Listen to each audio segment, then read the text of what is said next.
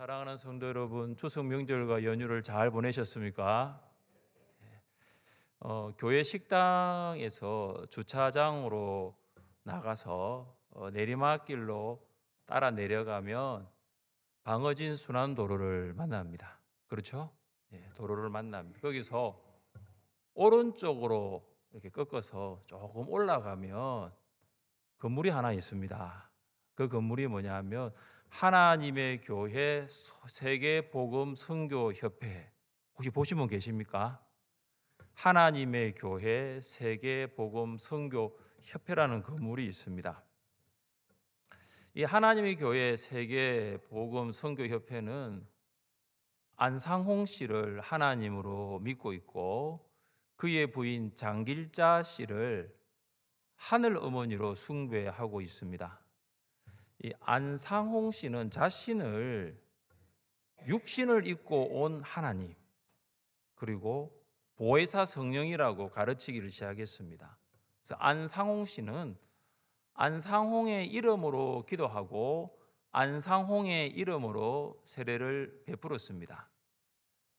그러니까 하나님으로 자신을 신격화한 안상홍 씨는 1985년 2월 25일 67세의 나이로 부산의 한 식당에서 식사를 하다가 뇌졸중으로 사망했습니다.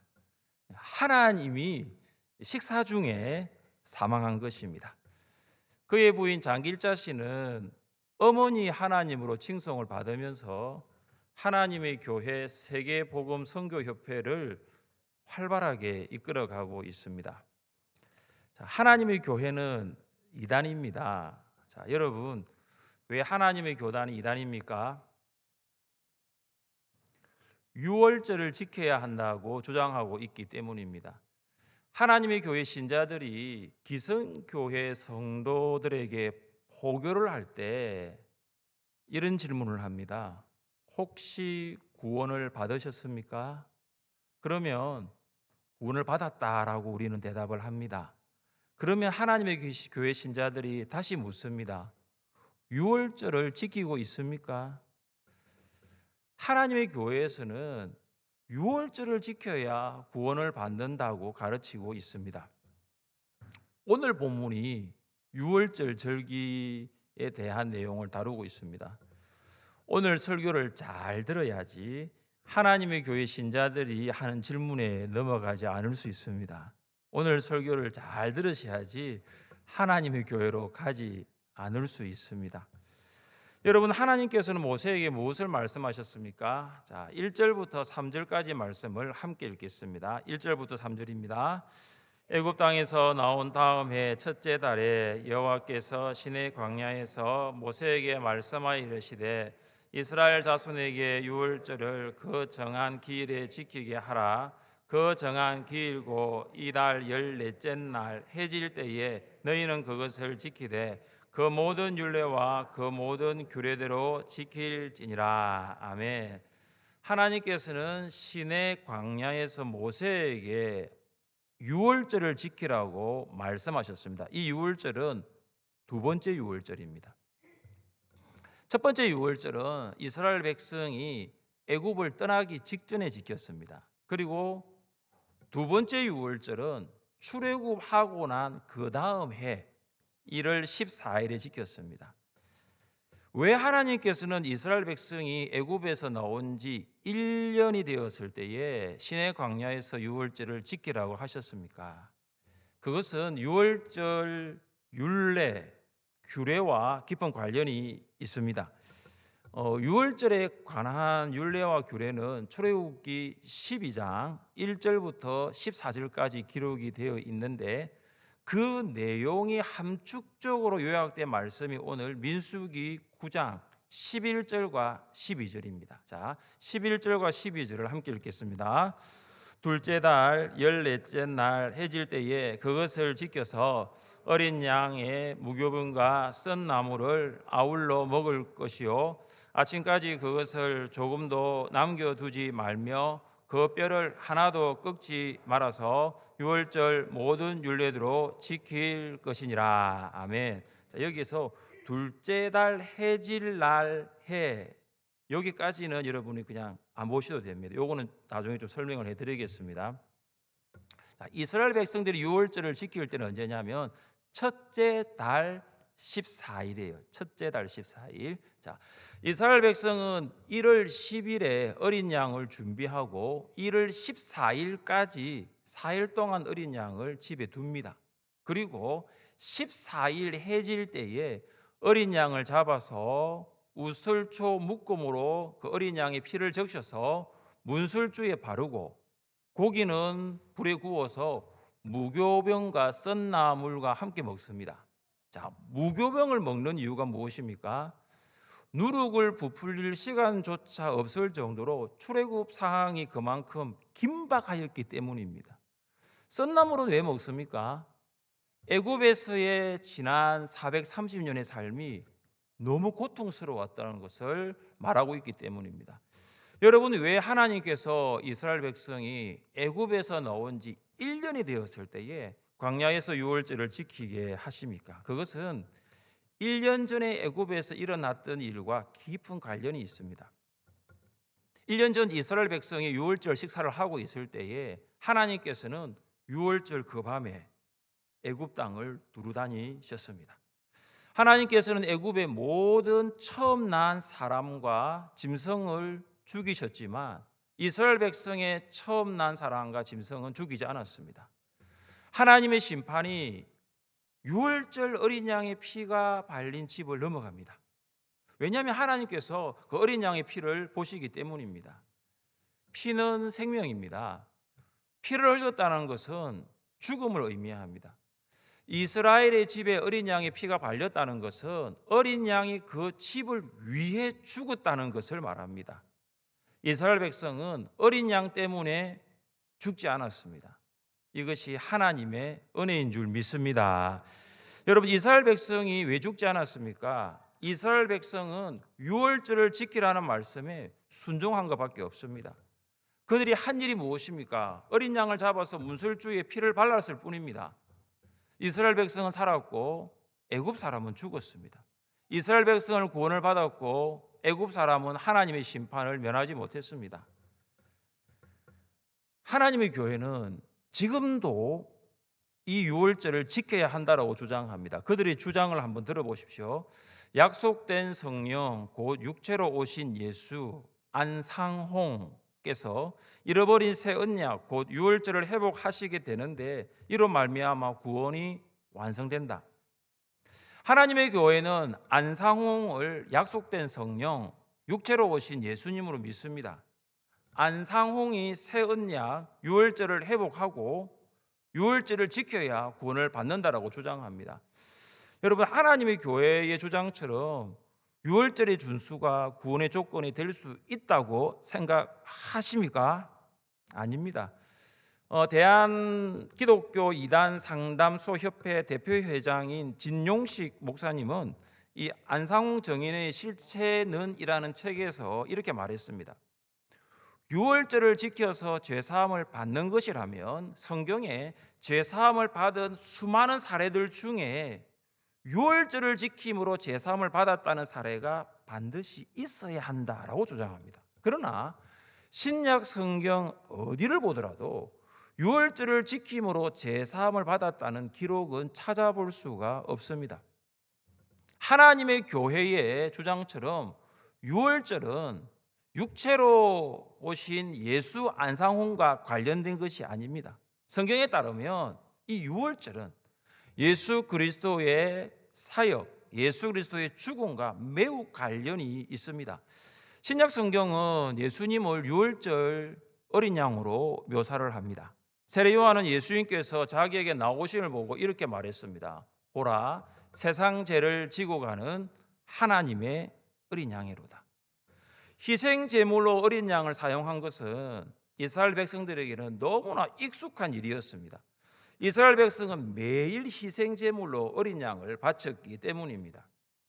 세례 요한은 세상 죄를 지고 가는 하나님의 어린 양이라는 표현을 통해서 세상의 죄를 대속하기 위해서 예수님이 십자가에서 궁극적인 희생 제물이 되신다는 것을 말하고자 하신 것입니다. 그리고 사도 바울이 이렇게 말했습니다. 너희는 누룩 없는 자인데 새 덩어리가 되기 위하여 묵은 누룩을 내버리라. 우리의 유월절 양 곧 그리스도께서 희생되셨느니라. 사도 바울은 고린도 교회 성도들에게 예수님께서 유월절 양, 온전한 희생 제물이 되셨다라고 하였습니다. 왜냐하면 예수님은 고린도 교회 성도들의 죄를 자신의 피로 대신 흘려주셨고, 고린도 교회 성도들은 그것으로 말미암아 제사함을 받았기 때문입니다. 이것은 사도 베드로까지 이어집니다.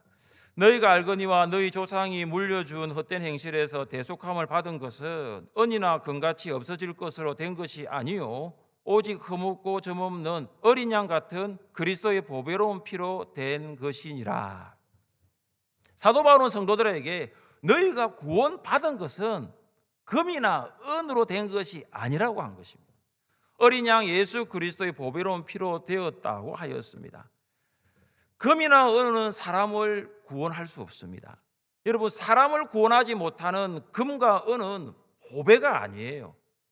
죄로 말미암아 영원히 죽었던 우리를 살리신 예수 그리스도의 피가 진짜 보배입니다. 세례 요한에서 시작된 어린 양 예수 그리스도는 이제 바울과 베드로를 지나서 성경의 마지막인 요한계시록까지 이어집니다. 우리 함께 읽어보겠습니다. 큰 음성으로 이르되 죽임을 당하신 어린 양은 능력과 부와 지혜와 힘과 존귀와 영광과 찬송을 받으시기에 합당하도다 하더라. 아멘. 사도 요한은 큰 음성으로 십자가에서 죽으신 어린 양 예수 그리스도를 찬송하는 소리를 들었습니다. 예수님은 능력과 부와 지혜와 힘과 존귀와 영광과 찬송을 받으시기에 합당하신 분이십니다. 사랑하는 성도 여러분, 복음서, 바울서신, 공동서신, 요한계시록의 몇 구절만 보더라도 유월절을 지킴으로 제사함을 받는다는 기록이 있습니까? 없습니까? 없습니다. 성경은 유월절 어린 양이신 예수님이 십자가에서 자신의 피를 대신 흘려주셨고 그 피로 인하여 구원을 받는다라고 말씀하고 있습니다. 그러므로 유월절을 지켜야 구원을 받는다고 주장하는 하나님의 교회의 주장은 반성경적일 뿐만 아니라 반기독교적이라는 것을 확실히 아셔야 합니다. 이스라엘 백성이 시내 광야에서 지켰던 두 번째 유월절을 통해 우리가 적용할 수 있는 것이 무엇입니까? 하나님의 은혜를 반드시 기억하라는 것입니다. 이스라엘 백성이 애국과 바로의 종에서 탈출할 수 있었던 것은 어린 양의 피에 있었습니다. 이처럼 세상과 사탄의 종에서 구원받을 수 있었던 것은 예수 그리스도의 피에 있습니다. 이스라엘 백성이 두 번째 유월절을 지킴으로 하나님의 은혜를 기억하였듯이 우리는 주일 예배를 통해서 하나님의 은혜를 기억할 수 있어야 합니다. 왜냐하면 주일은 십자가에서 죽으시고 무덤에서 장사된 예수님께서 부활하신 날이기 때문입니다. 성도가 주일 예배에 참석하고 성도가 주일을 바르게 성수할 때에 나를 십자가에서 죽으시고 나를 위해 구원하신 그 하나님의 은혜를 기억할 수 있습니다. 우리는 주일 예배에 선포되는 말씀을 통해서 나를 구원하신 하나님의 은혜를 기억할 뿐만 아니라 찬양과 기도와 헌금을 통해서 하나님의 은혜에 감사할 수 있는 것입니다. 지금까지 왜 유월절을 지켜야 하는 것을 다루었습니다. 이제부터 누가 유월절을 지켜야 하는지를 살펴보겠습니다. 자, 우리 6절과 7절 말씀을 같이 읽겠습니다. 6절과 7절입니다.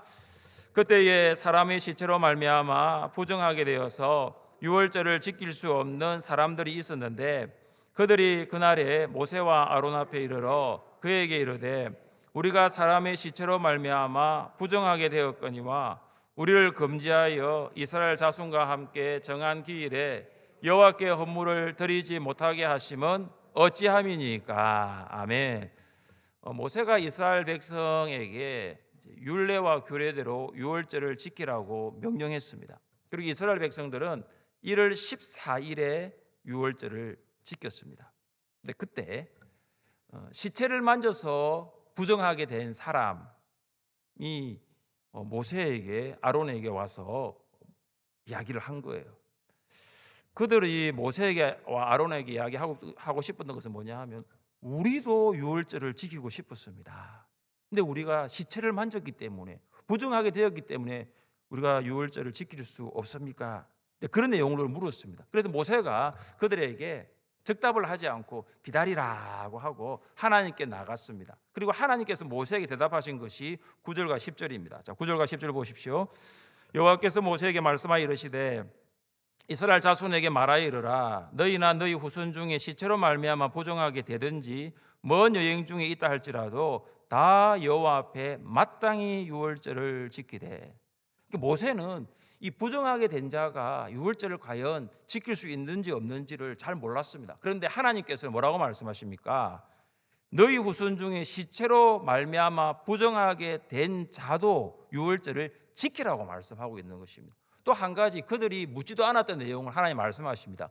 집을 떠나 여행 중에 있는 자들도 유월절을 지키라고 말씀하고 있습니다. 그런데 그들이 지켜야 할 유월절 날짜가 달라요.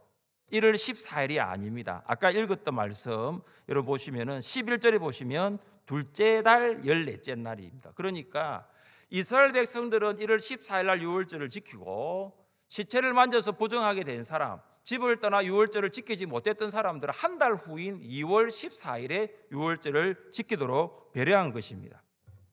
그런데 유월절 율례와 규례는 1월 14일과 동일하게 2월 14일에도 지켜야 합니다. 여러분, 왜 하나님께서는 이토록 모든 이스라엘 백성에게 유월절을 지키라고 하고 있습니까?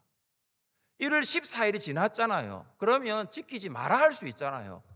한 달 후에도 한 달 후지만은 꼭 지키라고 하시는 이유가 있습니다. 그 이유가 굉장히 중요합니다. 자, 13절 보십시오. 그러나 사람이 정결하기도 하고 여행 중에도 잊지 아니하면서 유월절을 지키지 아니하는 자는 그 백성 중에서 끊어지리니 이런 사람은 그 정한 기일에 여호와께 헌물을 드리지 아니하였은즉 그의 죄를 담당할지며. 시체를 만지지도 않았는데 유월절을 지키지 않는 백성도 여행 중에 있지 않았는데 유월절을 지키지 않는 백성이 있다면 그 이스라엘 백성은 어떻게 됩니까? 끊어집니다. 끊어지는 거죠. 이 무슨 말입니까? 모든 이스라엘 백성이 유월절을 지켜야 한다는 거죠. 시체를 만져서 부정하게 된 자도 여행 중에 있는 자도 모든 이스라엘 백성이 유월절을 지켜야 됩니다. 왜냐? 끊어지기 때문입니다.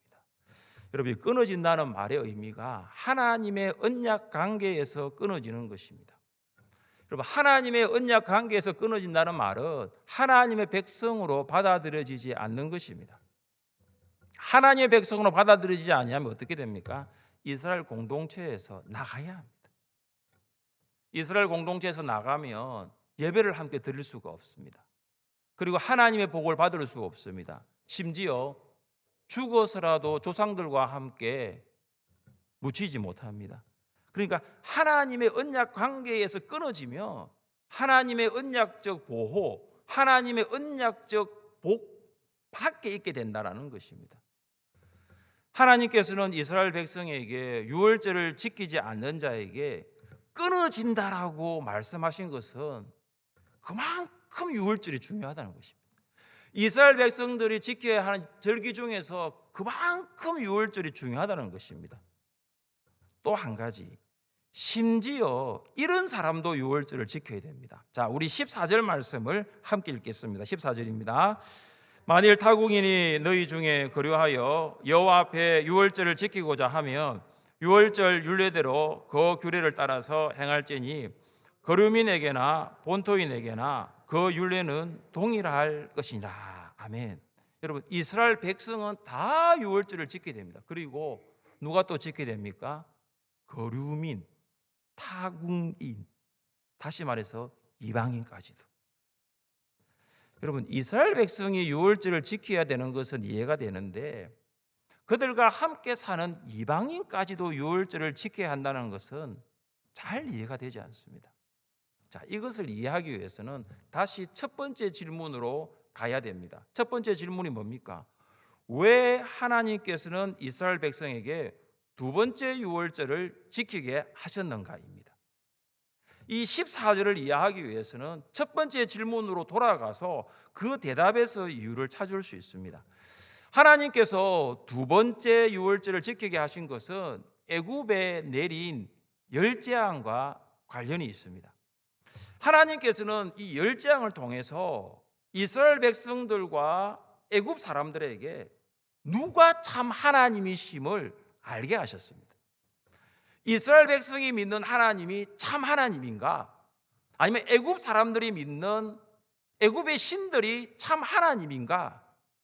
이것을 보여주기 위해서 하나님은 10가지 재앙을 내리셨습니다. 그리고 확실하게 알게 된 마지막 재앙이 장자의 재앙입니다. 하나님께서는 이 유월절을 통해서 이스라엘 백성과 애굽 사람들에게 내가 하나님이다, 내가 참 하나님이다, 이것을 보여주셨습니다. 이것이 바로 하나님의 능력입니다. 유월절은 출애굽의 하나님의 위대한 역사를 기억하게 할 뿐만 아니라 이스라엘 백성들뿐만 아니라 모든 이방인들도, 모든 애굽의 사람들도 하나님은 위대하십니다. 하나님은 능력의 하나님입니다. 그 하나님을 인정하게 하기 위해서입니다. 그래서 이스라엘 백성 중에서 시체를 만져 부정하게 된 자, 여행 중에 있는 자, 심지어 이방인들도 유월절을 지켜야 됩니다. 이처럼 유대인이나 이방인 모든 사람이 유월절을 지켜야 됩니다. 이것은 무엇을 말합니까? 유대인이나 이방인이나 모든 사람이 주의를 지켜야 하는 이유와 동일합니다. 그것은 죄와 사망의 권세를 이기시고 부활하신 날이 주일이고, 주일은 하나님의 능력을 인정하고 하나님의 능력을 찬양하고 예배드리는 날이기 때문입니다. 사랑하는 성도 여러분, 왜 우리는 매년 VIP 초청 잔치를 할까요? 왜 우리는 주일에 VIP 초청 잔치를 할까요? 궁금하지 않으십니까? 우리가 VIP 초청 잔치를 하는 이유는 예수님께서 VIP를 위해 십자가에서 죽으셨고 부활하셨기 때문입니다. 우리가 VIP 초청 잔치를 주일에 하는 이유는 그것입니다. VIP들이 주일에 예배를 함께 드림을 통하여 십자가에서 못 박히시고 죽으신 하나님의 그 놀라운 은혜를 알게 하기 위해서입니다. 죽은 자들 가운데서 부활하게 하신 하나님의 능력을 인정하게 하기 위해서입니다. 우리가 VIP들을 10월 19일에 주일에 초청한다면 그들은 유일한 구원자와 삶의 주인이신 예수님을 만날 것이고 하나님의 능력으로 살아가게 될 줄 믿으시기를 바랍니다. 우리가 VIP들을 10월 19일에 초청한다면 지금까지 내가 살아온 것이 나의 수고와 나의 능력이 아니라 하나님의 은혜였구나, 앞으로 살아갈 날도 하나님의 능력 안에 있다는 것을 VIP들이 고백하게 될 것입니다. 우리가 주일 예배를 통해서 하나님의 은혜와 능력에 붙들림 받듯이 VIP들도 주일 예배를 통하여 하나님의 은혜와 능력을 보게 될 줄 믿습니다. 그래야 하나님의 은혜와 능력이 우리와 VIP들의 삶 가운데 넘치기를 주님의 이름으로 축복합니다. 시간 자리에 일어나셔서 함께 찬양합시다. 유월절 어린 양의 피로